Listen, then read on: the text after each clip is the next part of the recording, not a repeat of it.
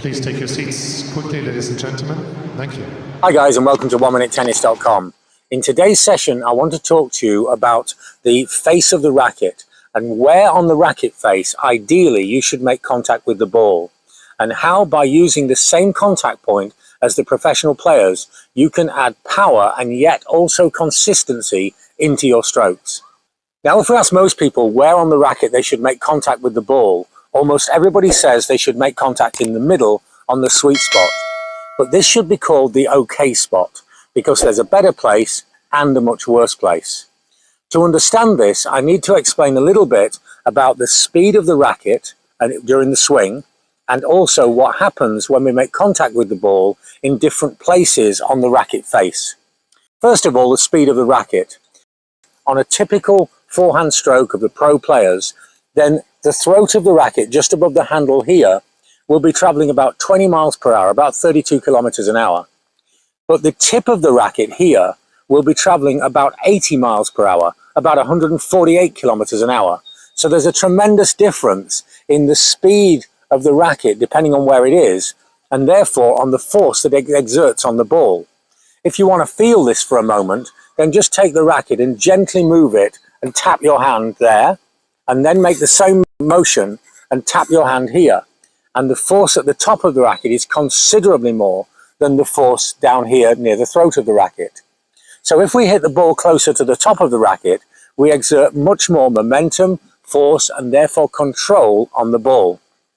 But then there are many other places where we can hit the ball, because whether we hit the ball at the end, the middle, or here, it changes how the ball reacts, but also we can hit above the middle of the racket or below.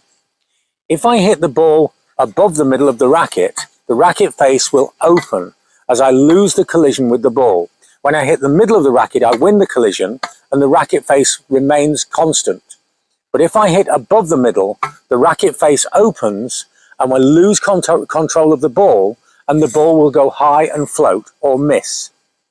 If I make contact below the middle of the racket here, then the racket face will close. Even though I lose control of the racket and I lose the collision, the racket face will close and create a little bit more drag on the ball and a little bit more spin.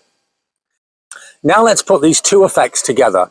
If I make contact close to the bridge of the racket here at the slowest part of the swing and above the middle of the racket, I will totally lose the collision and have no control of the ball with no power.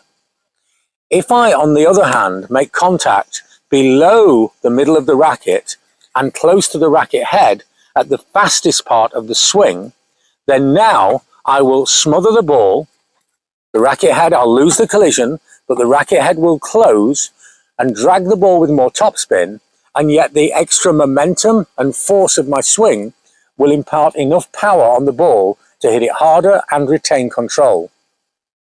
So the perfect place to hit the ball is further away from the middle and just below the center line of the racket, low on the bed here.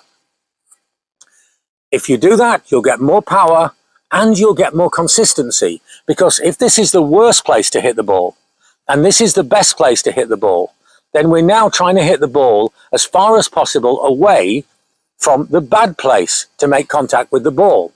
So we have power and consistency. By doing this, you'll have great focus on the ball.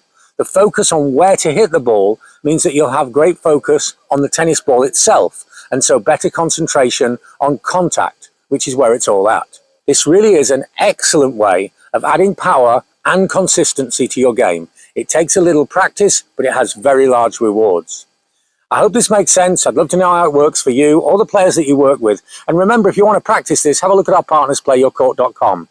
They find tennis players of your level and send them and introduce you to them in your local area so you can play on your local courts. And also, they send professional tennis coaches to your area. It's a great service, and the information with a large discount on the subscription is in the contact section below. And maybe I can help you more with your game. If you're at a roadblock or if you want to get to the next level, then have a look at what online coaching can do for you. We're helping players all over the world of all ages and all levels with a unique online coaching system. It's a very special service and it really works. So remember, if you really want to add power and safety to your forehand, don't hit the middle, hit as far up the racket as you can and slightly below the middle of the racket. Thanks for watching, and see you next time for more unique tennis lessons that really work.